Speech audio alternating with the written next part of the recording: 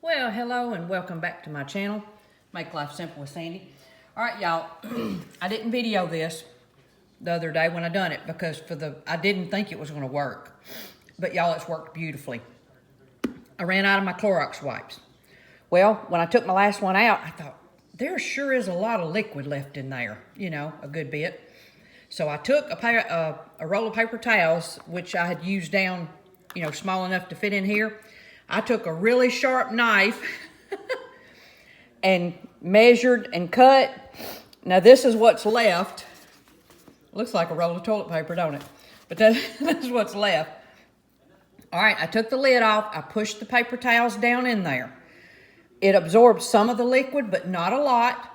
So I know this is Clorox and Lysol, but I took a little bit of this and mixed it with a little bit of water and put it in a cup and just poured it over it.